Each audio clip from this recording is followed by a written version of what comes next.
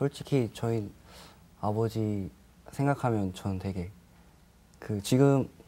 지금은 그렇지 않은데 고등학교 때는 되게 막 무기력한 사람처럼 봤거든요. 제가 고등학교 때 그러니까 고등학교 책에 있는 소설인데 잉여인간이라는 소설이 있어요. 네, 잉여인간이요. 네, 그러니까 제가 너무 아버지와 너무 많이 닮아 있는 거예요.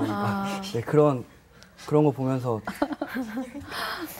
우리 아빠와 다를 게 없는 사람이다라고 생각하고 나는 왜 이런 아버지 밑에서 태어났나 이러면서 되게 막 친구들이랑만 놀고 집안에선 거의 부모님이랑 이야기도 안 하려고 하고 그냥 그랬는데 근데 지금은 하나님 알아가고 더욱더 하나님 아버지라고 하잖아요. 그러니까 그런 정말 영적인 아버지를 이해하면서부터 아버지도 되게 많이 용서하게 되는 것 같고 네, 아버지를 사랑할 수 있는 마음이 되게 많이 생긴 것 같아요.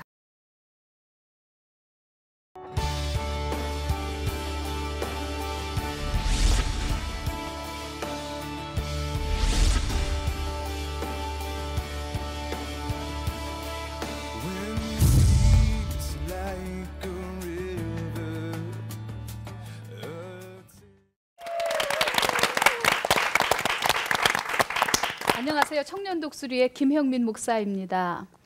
여러분 혹시 미수다라는 이야기를 들어보셨나요? 미인들의 수다에 대한 줄임말인데요. 그러면 목수다라는 이야기는 혹시 들어보셨어요? 처음 들어보신다고요? 그러시겠죠. 저희 스태프들이 재미나게 한번 용어를 만들어 봤습니다. 그렇습니다. 오늘은 특별한 손님들을 모셨는데요. 바로 목회자 가정의 자녀분들입니다. 사실 우리 여기 나오신 분들은요,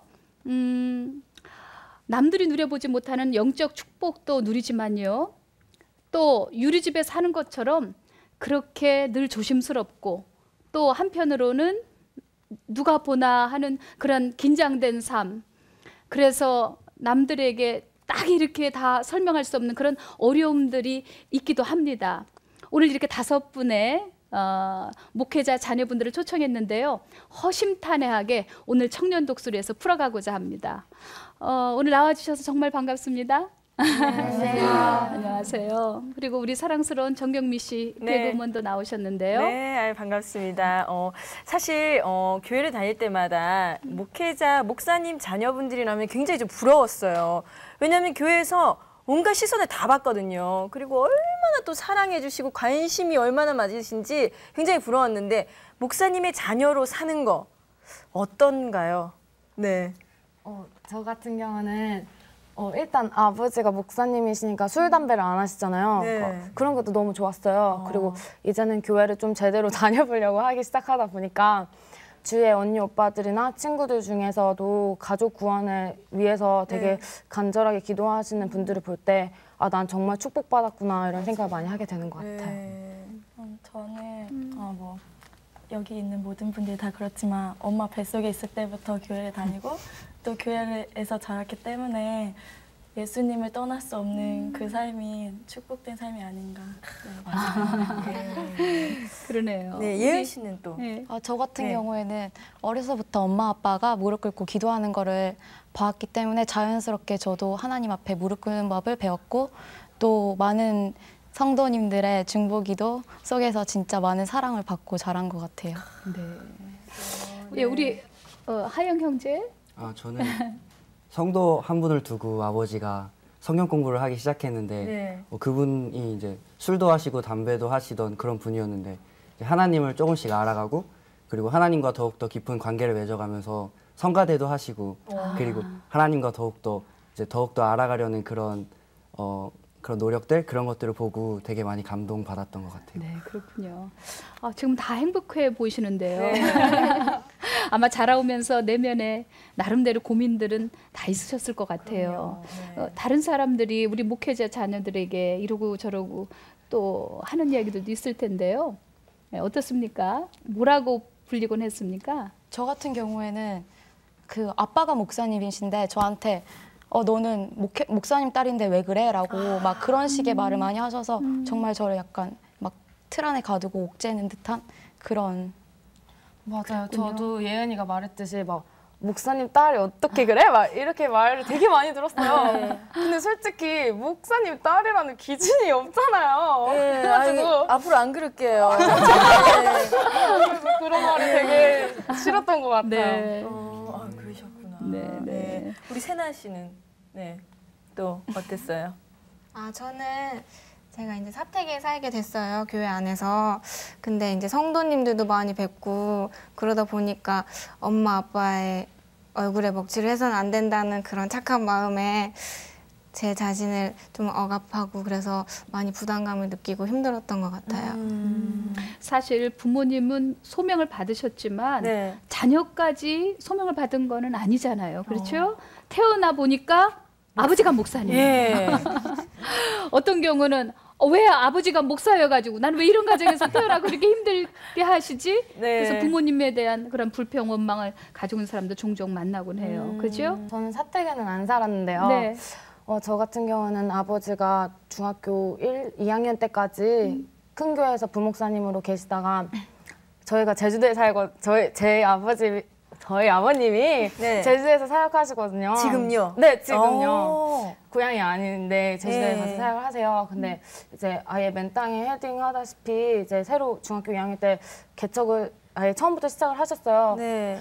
근데 솔직히 중학교 2학년이라는 나이는 목사님 자녀들뿐만이 아니라 모든 아이들의 질풍노도의 시기잖아요. 그럼요. 예. 근데 그 시기 때 진짜 저는 주일이 제일 좋았는데 그 이유가 지금 생각해보면 친구들을 만날 수 있어서 가장 좋았던 것 같아요. 근데 이제 처음에는 성전도 없어서 장로님네 집에서 예배를 드리고 막 그랬거든요. 그래서 진짜 친구들도 하나도 없고 학생 예배도 없고 어른 예배에 계속 꾸역꾸역 앉아 있어야 되니까 그게 진짜 너무 힘들었던 것 같아요, 저한테는. 그러니까 그 아버님이 개척을 하시면 사실 많은 사람들이 또 이제 한 분 한 분 이렇게 관심도 많이 쏟으셔야 되고요. 그리고 신방도 가셔야 되고 뭐 엄청 바쁘시잖아요. 예. 그래서 전 너무 어려가지고 그때는 아빠가 개척하시면 이제 아빠 스스로 감당하셔야 될 일들이 더 많아지시잖아요. 네. 근데 저는 그때는 너무 어린 마음에 아빠는 가족 안 좋아하고 교회만 좋아한다고 이런 식으로도 생각했었고 아버님 사역을 도와드려야 되니까 그리고 제가 또 외동딸이거든요. 그러니까 이것을 같이 불평할 형제가 없으니까 더 외롭고 그랬던 것 같아요. 근데 아무래도 가장 목회자 자녀로 살면서 힘들었던 것은 이제 성도님들이 목사님을 바라볼 때 되게 신앙적인 그리고 삶의 이상향을 이렇게 바라보듯이 롤 모델처럼 바라보는 경향이 있어요. 근데 목사님에게 속한 모든 것을 이상적으로 바라보는 경향이 있으세요. 그래서 목사님의 가정도 자신이 원하는 이상적인 가정이길 바라고 목사님의 자녀는 물론 거기에 포함이 되는 거죠. 근데 진짜 저를 포함해서 모든 목사님 자녀들이 무슨 뭐가 뛰어나서 목회자 자녀가 된 것도 아니고 신앙이 좋아서 그래 넌 목사님 자녀가 되어라 이렇게 해서 된 게 아니라 태어나 보니까 목사님 자녀였던 거거든요.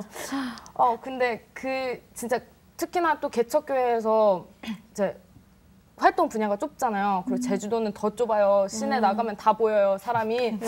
그러니까 진짜 너무 사람들의 시선들이 너무 부담스럽고 힘들었던 것 같아요. 예전에 뭐 그런 적이 있었다며요, 표정 때문에. 네. 그래가지고 표정이 너무 안 좋아가지고 엄마랑 그것 때문에 맨날 싸웠어요. 어떻게 표정을 하고 있었게요, 교회에? 안 좋게 표정을 짓고 있는 웃지 않았다는 거죠? 아이고야. 그러니까, 그러니까 불만이 있었던 거죠. 그때는. 제가 볼 때는 거듭나기 전에. 네. 그래가지고 아버지는 심지어 이 말씀까지 하셨어요.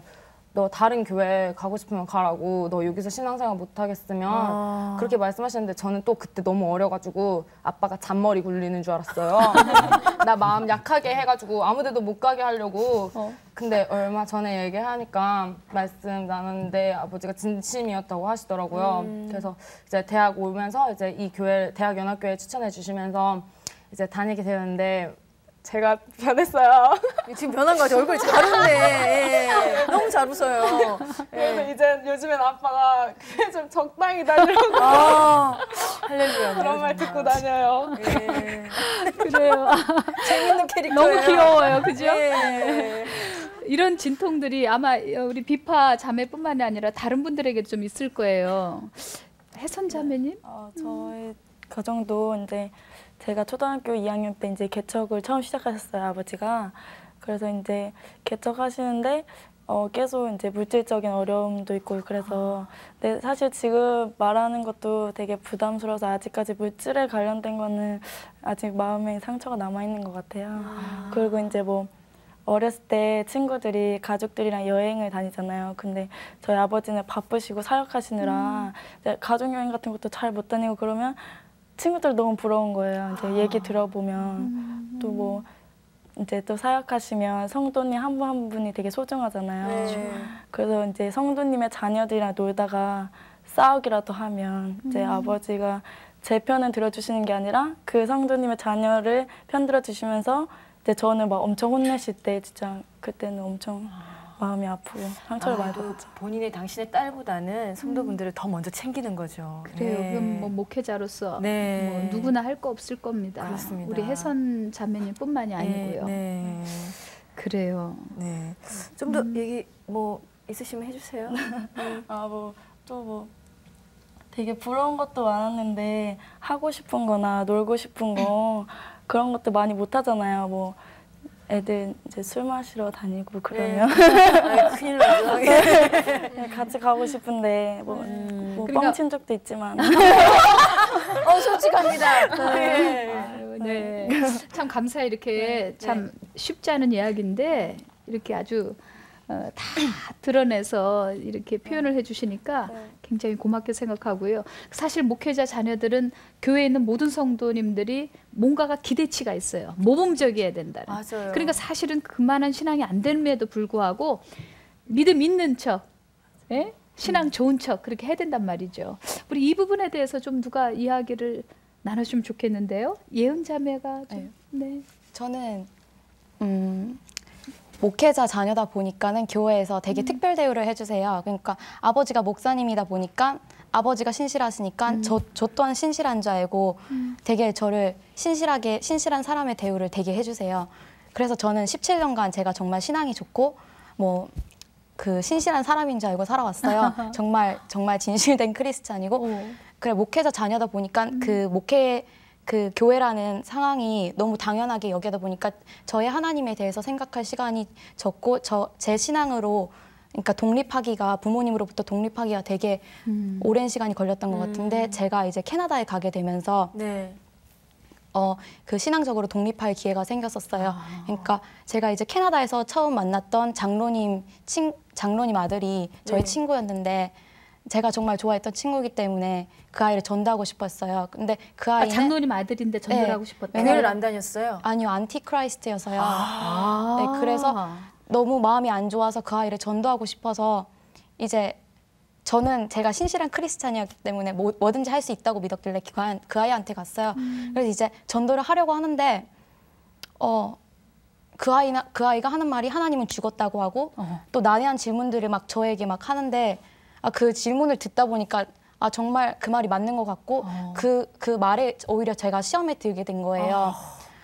그렇게 돼서 너무 당황을 해서 이제 캐나다에서 이제 아빠한테 전화를 했어요. 네. 띵띵 해가지고 아빠한테 여보세요? 아빠 하면서 전 진짜 진지하게 아빠 아빠 만약 하나님 안 계시면 아빠는 뭐야? 그렇게 물으니까 아빠는 진짜 웃으면서 아빠는 그럼 세상에서 가장 큰 사기꾼이지 그러시는 거예요. 근데 저는 진짜 그 말을 듣고 막 세상이 무너지는 느낌? 그 말을 듣고 진짜 막 많이 울었어요.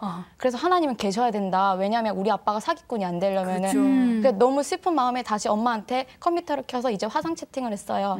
너무 제 세상이 무너지는 것 같으니까 엄마한테 이제 화상 채팅을 걸어서 엄마 나는 하나님이 계신 것도 같은데 안 계신 것도 같아 라고 물으니까 엄마가 모니터에서 대성 통곡을 하시는 거예요. 그러면서 예은아 세상에서 패배하는 것도 정말 정말 처절하지만은 가장 세상에서 제일 처절한 것은 영적 전쟁에서 패하는 것이라고 네가 얼마나 네 인생을 하나님께 드려봤니라고 이제 시작해서 그때부터 엄마랑 조금씩 이제 화상 채팅으로 이렇게 성경 공부를 하기 시작했는데 캐나다에서 그래서 사모님 보통 기가 막히셨겠어요? 하나는 안 계신 것 같아 할 때. 그러니까요. 그래서 이제 제가 이제 잠시 휴학을 하고 캐나다로 한국으로 다시 돌아오게 됐어요. 근데 그 캐나다에서 있었던 일이 있기 때문에 저는 하나님을 더 알고 싶고 그런 열망이 있었어요. 그래서 이제 기도하면서 아 정말 제가 이 신앙을 성장시킬 수 있는 교회를 찾게 해주세요 하고 이렇게 기도하는 가운데 이제 CTS를 이렇게 딱 트게 됐는데 그때 마침 김영민 목사님께서 아이고야, 설교를 하고 아이고야. 계시는 거예요.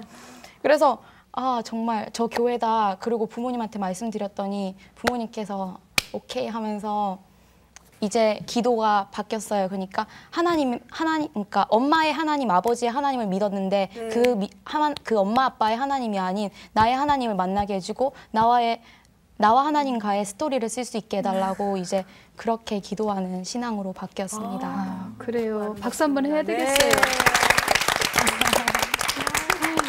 네, 사실 아빠나 또 그러니까 목사님 또 사모님이 우리 예은 자매 어머니 아버지께서 목회를 하시지만 막상 내 자녀가 말이죠. 하나님 없다고 말한다면 사실 목회하면서 얼마나 큰 좌절이겠어요. 아, 참 정말 너무 감사하고요. 우리 하영 형제도 그런 방황이 좀 있으셨죠? 네, 저도 제가 고등학교 2학년 때 아버지가 이렇게 피치 못할 사정으로 인해서 사역을 그만두시게 되었는데 그때 좀 많이 그냥 어리둥절했는데 근데 그때 마침 제가 미션 스쿨 다니고 있었거든요. 네. 그래서 거기에서 이제 예배를 드리면서 한 하와이에서 온 선교사님을 만나게 되었는데 그 선교사님과 함께 이제 성경 공부하면서 하나님을 더욱더 깊이 알아가고 하나님과 더욱더 어떤 사귐으로 나갈 수 있었던 그런 계기가 됐던 것 같아요. 아, 그래요. 미국에 있는 우리 하와이 선교사님. 세나 자매님도 좀 네. 방황이 있으셨죠? 저는 어려서부터 예배 자리에 늘 있었어요. 엄마가 전도사님이시다 보니까 늘 예배 자리에 있어서 예배가 당연하다고 느꼈거든요. 근데 이제 교회를 옮겨가면서 새로운 친구들을 만나게 됐는데 그 친구들이 학교에서는 막 술도 먹고 담배도 피고 되게 불량한데 교회에 와서는 너무 신실한 거예요. 그래서 어린 마음에 나는 저런 상황이 아니고 저런 걸 이해할 수 없으니까 저 아이들은 왜 저럴까 이러면서 친구들도 마음에 안 들고 그래서 어쩔 수 없이 학교에 가듯이 의무적으로 주일 성수는 했는데 이제 1년에 2번 수련회를 가잖아요. 근데 그 수련회 가기 너무 싫은 거예요. 근데 다른 그냥 일반 가정 자녀들은 안 가면 안 갈 수 있잖아요. 근데 저는 엄마가 되게 엄격하셔서 꼭 갔어야 했어요. 그리고 제 위에 언니가 있는데 수련회를 안 가서 많이 혼나고 이래서 제가 혼나고 싶지 않고 엄마 속 썩이고 싶지 않아서 이제 그렇게 안 좋은 마음을 갖고 있었어요. 근데 어느 날 엄마가 세나야 너 미국 갈래? 이런 말씀을 하시는 거예요. 그래서 제가 원래 다른 아이들 같으면 공부하고 싶어서 간다 이렇게 얘기를 하잖아요. 예. 근데 저는 순간 든 생각이 1년 동안 미국에 가 있으면 수련회 안 가도 되겠구나 이런 마음에 미국에 가게 됐어요. 1년에 2번 있는 수련회 안 가도 네. 1년에 미국에. 그래서 미국에 가 있는 동안 의지할 데가 없잖아요. 네. 엄마도 아빠도 없고. 그래서 그때 하나님은 알았지만 예수 그리스도에 대해서 다시 생각해보고 그때 진짜 영접하게 되었어요. 그러니까 지금 얘기를 들어보니까요. 목회자인 자녀분들이 한국에 있을 때보다 외국에 있을 때 부모님과의 떨어졌을 때 하나님을 만난 것 같아요. 그렇잖아요. 지금 얘기 들어보니까 제 말이 맞죠? 근데 중요한 거는 이제 외국이 아닌 한국에 와서는 생활이 어땠는지 네 그게 궁금해요. 예, 세나 학생. 그래서 미국에서 예수님을 영접하고 저는 이제 모든 신앙을 다 깨닫고 되게 신실한 줄 알았어요. 그래서 미국에 대한 좋은 이미지가 있었기 때문에 난 미국 간호사가 되기로 하고 전공을 바꾸고 이제 대학교에 들어갔어요. 근데 거기에 기독교 동아리가 있었는데 몇 년 동안 침체되었던 거예요. 그래서 제가 신입생임에도 불구하고 첫 번째로 들어가서 거의 사역을 일으키다시피 했어요. 근데 신앙 미성숙하고 성경에 대해서도 잘 알지 못하는데 열정은 있었지만 너무 힘들고 지치고 마음에 기쁨도 없고 평안도 없었어요. 그러다가 이제 인턴십을 가게 됐어요. 그리고 돌아와서 친구들은 이제 미리 전공 공부를 다 했는데 네. 저는 전공 공부를 못했어요. 그리고 나서 처음 나갔던 실습지가 정신병원, 그러니까 그 병동으로 실습을 나가게 됐어요. 그러니까 저는 간호 학생인데 일반인이랑 다를 게 없는 거예요. 배운 게 없으니까. 그래서 1대1로 환자들과 이렇게 면담을 해야 되는데 환자들이 너무 안타까운 사연을 듣고 되게 우울해하시고 또 특히 성경을 너무 열심히 읽으시는 거예요. 근데 제가 든 생각에 그때는 영적으로도 제가 침체돼 있어서 하나님이 정말 계실까? 저 환자들은 대체 왜 10년, 20년 동안 저렇게 방치되어 있는 걸까? 저렇게 성경을 열심히 읽는데 하나님 대체 어디 계시는 걸까? 이러면서 그때부터 제가 교만해지기 시작하면서 머리로 하나님을 이해하려고 하고 그러다 보니까 심지어는 그 정신병원에 가서 실습해 있는 기간 동안에 꿈을 꾸면 막 전도사 딸이니까 넌 죽어야 돼 이런 끔찍한 꿈도 꾸고 갑자기 생각이 부정적으로 다 바뀌는 거예요. 그래서 정신과에 대해서 혼자 공부도 해보고 제가 마치 의사인 양 혼자 진단도 내보고 그랬어요. 근데 그러면 안 되겠다 싶어서 급기야 제가 정신병원에 가서 제가 왜 이러는지 궁금한 거예요. 그래서 그렇게까지 물어봤는데 해결이 안 나는 거예요. 이건 아무리 세상 지식으로도 해결할 수 없고 그렇게 답답해 있을 때 엄마께서 사도행전 29장이라는 목사님께서 쓰신 책을 이렇게 딱 어떻게 하다 보니까 보여주신 거예요. 그래서 딱 읽고 있는데 성령님의 역사하심, 성령님에 대해서 너무 알고 싶고 성령님이라면 나를 고쳐주실 수 있을 것 같다는 생각이 들어서 제가 대학연합교회에 찾아와서 이제 목회자 자녀로서 정체성도 다시 확립되게 되었고요. 많이 치유를 받고 회복받았습니다. 그랬군요. 참 사실 이 목회자 자녀들도 돌봄의 대상인데 이제 준비가 안 된 상태에서 막 사역에 뛰어들다거나 아니면 세나 자매처럼 더군다나 정신질환자들 있는 병동에 가서 일을 하게 된다면 엄청 영적으로 공격을 받겠죠. 그렇죠? 네. 예. 그렇습니다. 참 이렇게 회복시켜 주셔서 너무 감사해요. 네. 근데 얘기를 이렇게 계속 쭉 나누다 보니까 아까 제가 처음에 목회자 자녀분들이 참 부럽다고 얘기했잖아요. 예, 말을 좀 바꿔야 되겠어요. 예, 꼭 그렇지만 않다라는 생각이 드는데 정말 궁금한 게 저희는 항상 예배 드릴 때나 이렇게 목사님을 바라볼 때 목사님은 과연 집에서도 저러실까? 집에서도 항상 넥타이를 메고 계실 것 같거든요. 항상 정장 차림의 옷을 입고 계시고 인자하시고 사랑으로 이렇게 가족들을 다 안으시고 어떤 실수를 해도 괜찮다, 나의 자녀야 이럴 것 같거든요. 근데 과연 집에서 어떠신지 정말 궁금합니다. 네. 네, 저희 이 부분에서 제가 볼 때 이 부분에서 시청률이 많이 오르거든요. 예. 아버지한테 정말 죄송하지만 많이 다르십니다. 아우 주여. 예. 네, 저희 또 아버지가 또 성격이 좀 다혈질이셔가지고 급파에 대가. 네.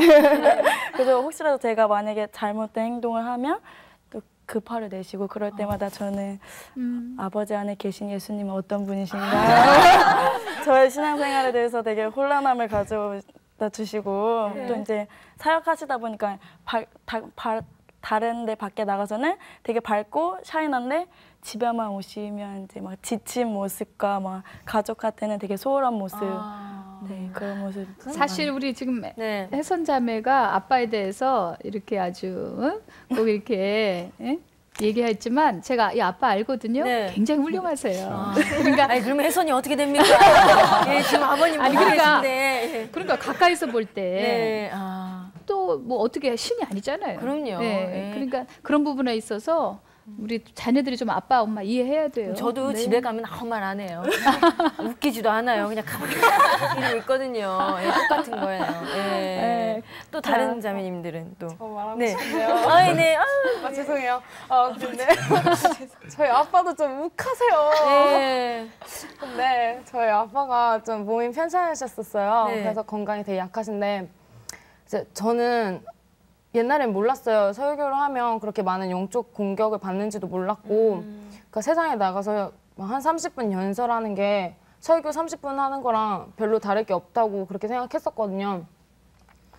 근데 이제 토요일 날 목사님들은 이제 설교 준비가 이제 주일 설교가 가장 중요하니까 진짜 신경이 곤두서 계시거든요. 그럼 이제 토요일 날부터 이제 주일 예배 딱 끝나고 이제 집에 오시면 진짜 완전 뻗으시는 거예요. 진짜 완전 녹초가 되세요. 그럼 난 진짜 아빠 맨날 벌러덩 누워있는 것만 같고 아빠 죄송해요. 아니, 사과하면 돼요. 예. 벌러덩 누워있는 것만 같고 그리고 이제 설교를 준비하시면 말씀 묵상이 가장 중요하잖아요. 네. 말씀 묵상하려고 이제 성경책을 보시거나 이제 다른 기독교 책들을 보시면 아빠 맨날 책만 읽고 있는 것 같고 그 설교 준비하시러 이제 컴퓨터로 정리하시러 딱 하면 난 또 어린 마음에 아빠 컴퓨터 저 못하게 막 시간 막 조금만 하라고 하니까 아빠 딴짓 한다고 생각하고 아빠만 컴퓨터 많이 한다고 막 진짜 그렇게도 생각했었어요. 근데 이제 점점 저도 하나님에 대해서 알아가려고 하고 그러다 보니까 진짜 아빠가 진짜 말씀하시는 그 설교 강단에서 말씀하시는 것과 삶이 얼마나 많이 일치하려고 노력하시는지도 이제 점점 보이는 것 같고 그리고 진짜 아빠의 삶을 돌아봤을 때 얼마나 많이 일치하는지 정말 제가 스스로 느끼게 되는 것 같아요, 요즘에. 와, 대학교 1학년이거든요. 그러니까요. 철 들었네요. 저랑 지금 11년 차이가 나는데 굉장히 어른스러워요. 예, 언니 같기도 하고. 예. 저희 어머님은 신방전도사님이신데 물론 설교도 조금 하지만 신방을 더 많이 하세요. 그렇군요. 그래서 저는 이제 학교 갔다 오고 이러면 엄마는 아침 일찍 나갔다가 저녁 늦게 들어오세요. 그러면은 늘 들어오셔서 침대에 누우셔서 잠만 주무시고 맨날 피곤한 모습만 보여주시는 거예요. 그리고 저는 이제 집에서 밥도 엄마가 안 해주시고 바쁘시니까 집에서 굶고 있으면 엄마는 밖에 나가셔서 성도님하고 막 맛있는 것도 드시고 좋은 선물도 많이 받으시고 좋은 장소도 많이 가시는 거예요. 그래서 그것 때문에 정말 엄마는 엄마 자신에게만 좋은 일을 한다고 생각을 했는데 제가 이제 이곳에 와서 저희 담임 목사님을 도와드리면서 저희 담임 목사님도 신방을 되게 많이 하시거든요. 담당 목사님께서. 그래서 신방 스케줄도 보고 같이 신방도 따라다니면서 신방이 이런 거구나. 정말 많은 기도가 필요하고 정말 스케줄이 빡빡하고 그렇게 지칠 수밖에 없구나. 그래서 지금 이제 엄마를 이해하게 됐어요. 다 컸네. 아이고. 그게 우리 딜레마인 것 같아요. 딜레마까지 나왔습니다. 예. 우리가 갖고 있는 그런 아픔이 네. 아닌가. 네. 참 지금 여기 나온 분들이 다 대학생들이거든요, 지금요. 그러니까요. 근데 얘기 들어보니까요. 네. 진짜 학생들하고 얘기한다는 느낌보다 목회자들하고 얘기하고 있는 느낌이 들어요, 제가. 특히 제 옆에 있는 세나 양이 굉장히 지금 어른스러워요. 예. 네, 그래요. 사실 여러분들의 그 눈으로 볼 때 강단에서의 뭐 아빠의 메시지가 또 집에서의 삶과 어떤 부분에서 좀 일치가 안 된다, 좀 모순된다 이렇게 느낄 때가 있었을 거예요. 그게 뭐 맞든 틀리든 간에요. 네. 그런 속에서 그런 느낌이 들 때 어떤 생각을 하시는지 우리 하영 형제가 얘기를 해주세요. 그런 모습을 볼 때면 솔직히 저희 아버지 생각하면 저는 되게 지금은 그렇지 않은데 고등학교 때는 되게 막 무기력한 사람처럼 봤거든요. 제가 고등학교 때 그러니까 고등학교 책에 있는 소설인데 잉여인간이라는 소설이 있어요. 네, 잉여인간이요. 네, 그러니까 제가 너무 아버지와 너무 많이 닮아 있는 거예요. 그러니까 네, 그런 거 보면서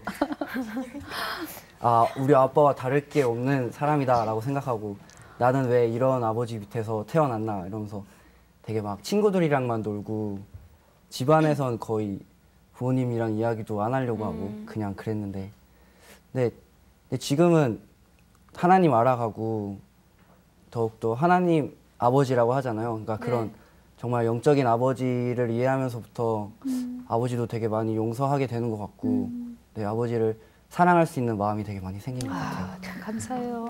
네. 지금 얘기를 쭉 들어보니까요. 어려움들도 좀 다 있었고 또 과정도 또 넘어짐도 섬도 있었는데요. 지금 어떻게 변화되었는지 그 과정, 회복 이 얘기도 좀 해봤으면 좋겠어요. 우리 비파 자매님이 좀 해주실까요? 저 같은 경우는 아까도 말씀드렸다시피 표정이 되게 안 좋았어요. 네. 그래서 이제 성도분들이 엄마한테 가서 비파 뭐 화난 일 있어요? 뭐 안 좋은 일 있어요? 이렇게 되게 온화하신 말투로 말씀해 주셨을 거예요. 근데 그럼 엄마는 또 되게 기분이 안 좋잖아요. 네. 딸이 안 좋은 얼굴로 맨날 교회 갈 때마다 성도분들이 그런 얼굴만 보면 뭐 엄마도 그런 말씀을 듣는 게 속상하시고 그래서 엄마는 매일매일 말씀하시는 거 아닌데 이제 교회 얘기 나오면 너 표정 좀 잘하고 다니면 안 되냐고 이렇게 말씀하셨어요. 근데 전 그게 너무 얄미웠어요. 성도님들이 솔직히. 왜냐면 하루 이틀 교회를 가는 게 아니라 몇 년을 가는 거잖아요. 근데 몇 년을 똑같은 얘기를 듣는 거예요. 네, 솔직히 저는 진짜 얄미웠거든요. 그때 또 안 그래도 교회에 대해서 부정적인 마음도 많았어서. 근데 그래서 엄마랑 맨날 싸웠어요. 교회 얘기만 나오면. 근데 그래서 막 성도님들 왜 그러시냐고 심지어는 진짜 심하게 막 그렇게 혼자서 막 그럴 때도 있었는데 엄마가 그렇게 말씀해 주시더라고요. 네가 알든 모르든 너가 목회자 자녀이라는 그거 하나 때문에 저를 위해서 기도해 주시는 분들이 있다고 그걸 말해 주셨을 때 너무 감사했어요. 괜찮아요. 왜냐하면 그 말로 할 수 없죠. 네. 네, 어린 나이에 그 아버지와 엄마와 같이 그 짐을 져야 되니까 목회의 짐을 져야 되니까 그건 이거 다 동감하실 거예요, 그렇죠? 그래서 그 말씀을 듣고 진짜 이제는 그런 질문들이 말씀들이 진짜 얄밉게 하려고 하셨던 게 아니라 그 질문 하나하나가 매주 저를 위한 사랑이었고 관심이었다는 것도 이제 깨달게 되었고 이제 또 아빠에 대해서도 제가 지금은 가장 존경하는 분이 저희 아빠거든요. 얼마나 좋으실까요? 제주도라는 땅에서 사역하신다고 아까도 말씀드렸는데 솔직히 편한 곳 사역하려고 찾으면 사역이 편한 게 없겠지만 그래도 찾으실 수 있잖아요. 근데 그래도 진짜 제주도라는 곳을 하나님 말씀을 따라서 제주도 가셨다는 것도 너무 존경스럽고 그리고 큰 교회를 뭐 맡아서 막 하려고 막 하시는 게 아니라 진짜 하나님이 시작하라고 하시면 진짜 아무것도 없는 상태에서 진짜 하나님 말씀만 의지하고 시작하시는 아빠 모습 봤을 때 진짜 가장 존경스러운 것 같아요. 그렇게 눈물이 꽉 차서 그 엄마 아빠에 대한 애정 또 성도님들에 대한 고마움을 이제 이렇게 표현을 하니까 참 너무 은혜가 되고요. 감동이 됩니다. 아니 누가 지금은 저 얼굴을 보고 울상이라고 하겠어요. 저는 항상 웃는 상이거든요. 지금 얼굴이 예. 성령으로 거듭난 후에 바뀐 것 같아요. 너무 예뻐요. 그렇죠? 예. 아니, 이제는 자기가 속에서 주장되는 게 아니라 안에 계신 크신 하나님이 주장되니까. 아이고 오늘 희노애락이 다 나오네요. 웃다. 우리 혜선자매도 그냥 아까 눈물이 꽉 차서 듣는데 어떻습니까? 저는 처음 이 교회 온 것도 사실 아빠가 가라고 해서 거의 억지로 오다시피 해서 왔는데 처음에는 전에 교회랑 너무 다르게 이 교회는 너무 대학연합 교회는 너무 밝고 그래서 되게 적응하기가 힘들었어요. 근데 어떻게 성령님을 알게 되고 이제 말씀을 읽고 하다 보니까 어느새 지금은 목자라는 자리에 지금 섬기게 됐는데 이제 양들을 위해서 기도를 하잖아요. 그러면서 이제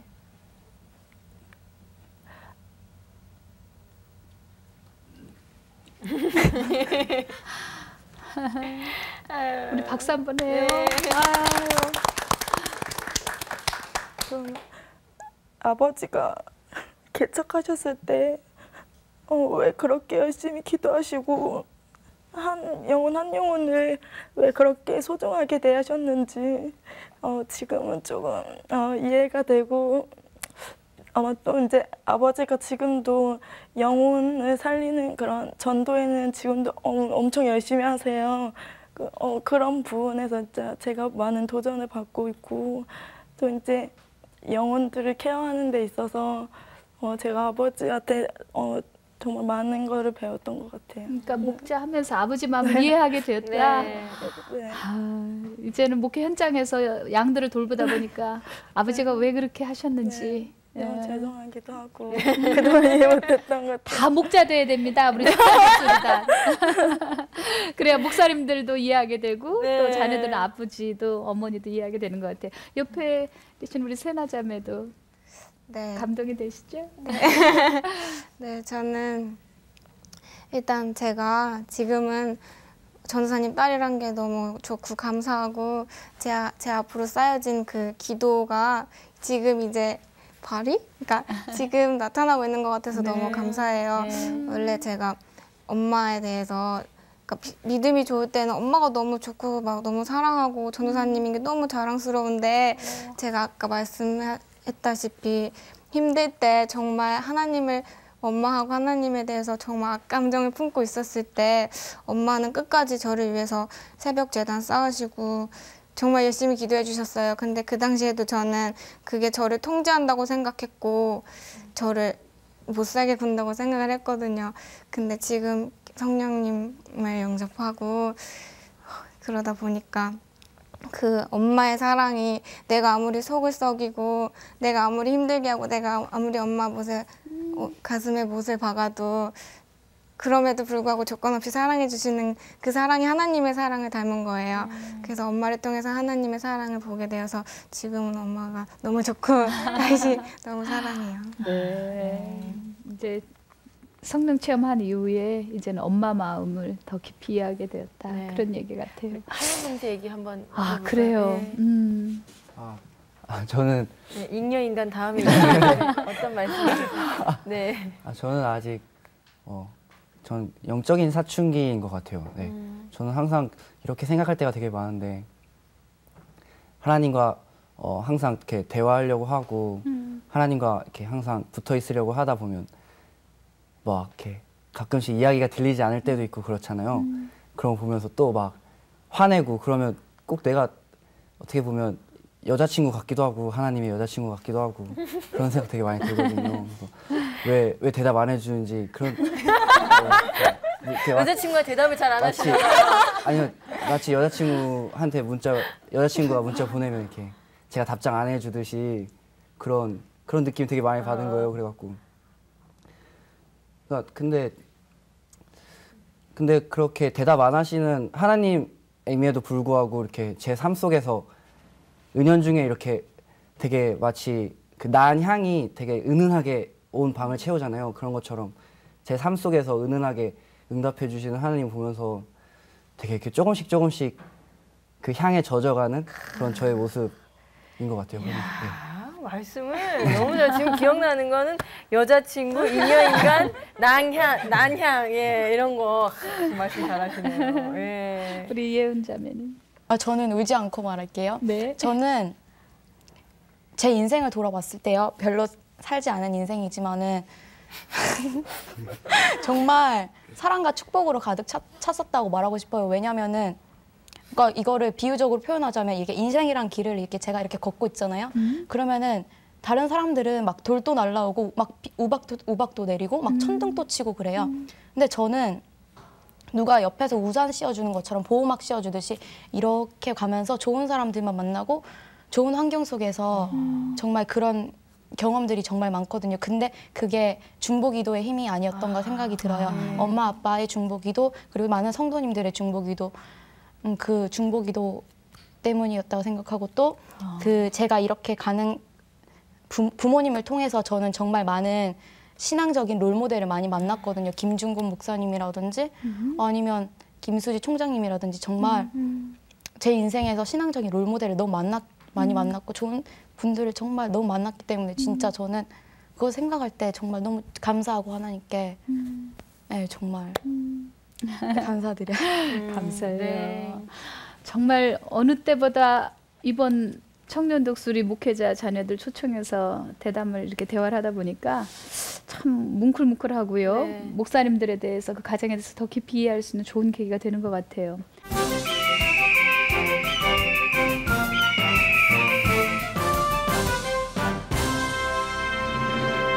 특별한 분을 한 분 모셨습니다. 사실 우리 대학연합교회 순회 목회자신데요.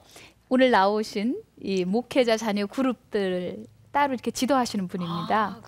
본인 자신도 목회자의 자녀이면서 또 목회자 자녀들을 지도하시는 그 이야기를 좀 들어보고 싶습니다.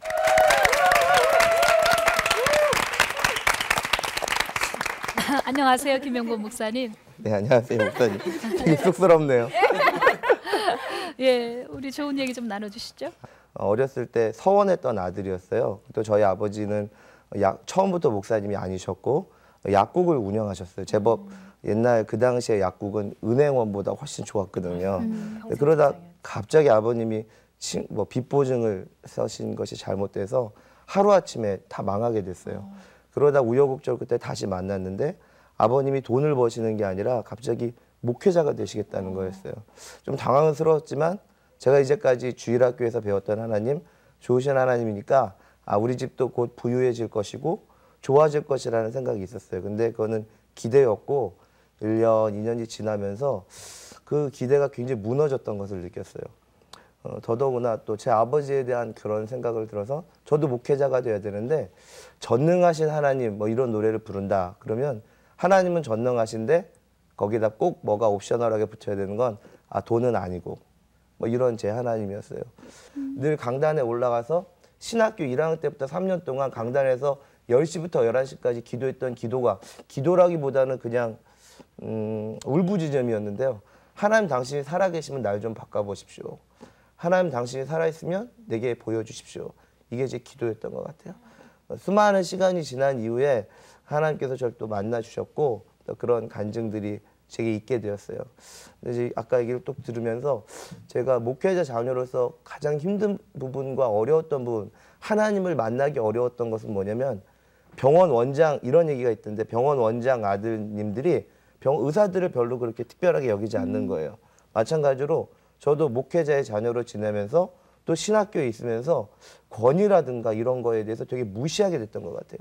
제 가장 힘들었던 것은 순종은 예를 들어서 탑 리더들, 쉽게 말하면 담임 목회자나 목사님들이 그 밑에 있는 사람들을 부리기 위한 이데올로기다. 이런 제안의 의식들이 있었던 것 같아요. 조금만 제가 이걸 일찍 알았다면 복음을 깨닫고 하나님이 제 안에 만나주셨을 그때 순종이 엄청난 축복이란 걸 알았을 때부터 제가 참 많이 회개했던 적이 있었어요. 좀 마지막으로 축복에 대해서 많이 저희 지체들이 얘기를 했는데 제게 목회자 자녀로서의 축복이 무엇일까 이렇게 쭉 생각을 해봤어요. 다른 게 아니라 저와 비슷한 목회자 자녀가 아니래도 여기 또 앉아있는 또 지체들도 하나하나 마음에 오는데 어린 시절부터 신앙생활했던 그들이 너무 힘들고 고통스러울 때 내가 이게 제대로 가는 건지 안 가는 건지 제가 그게 가장 힘들었었던 것 같아요. 그때 너 괜찮아. 너 틀린 게 아니야.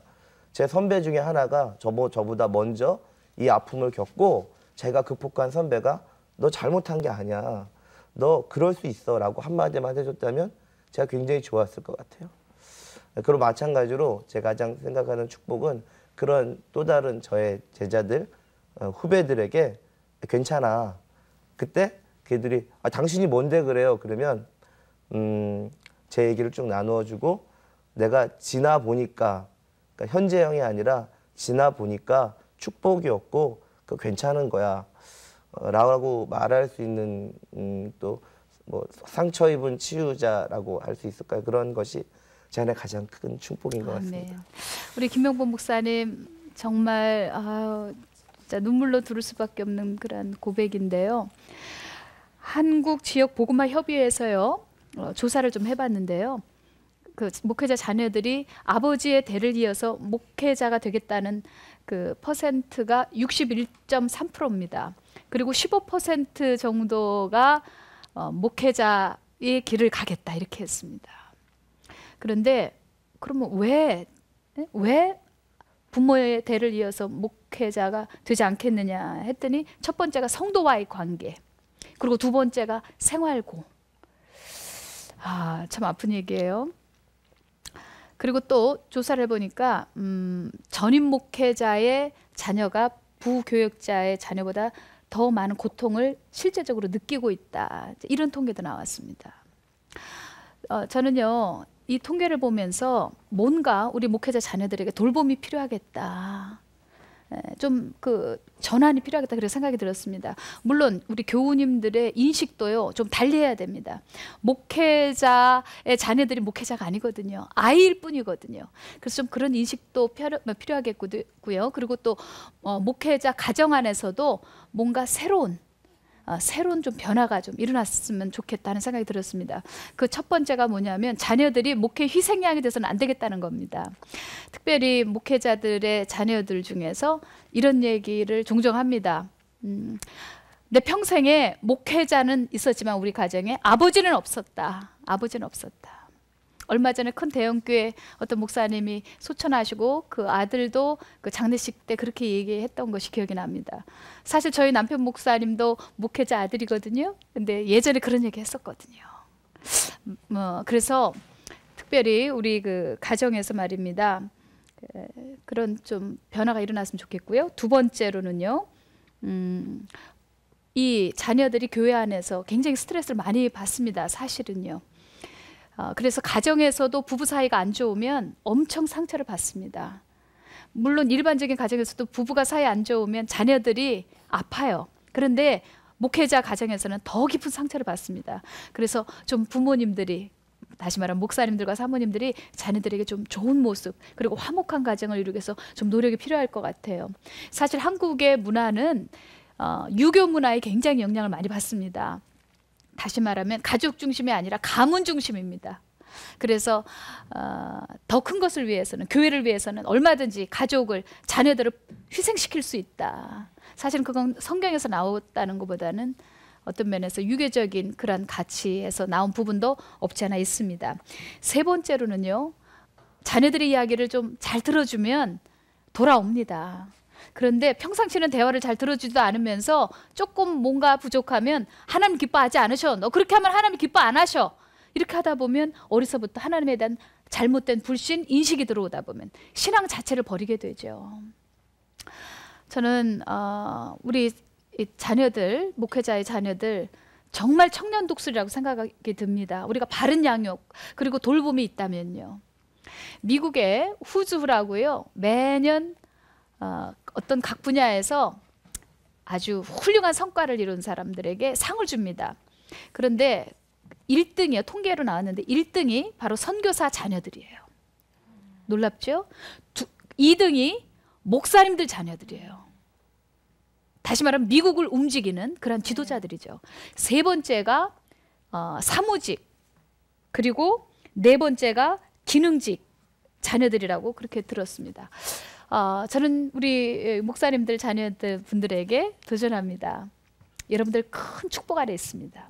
레위기 9장 6절에 나오던가요?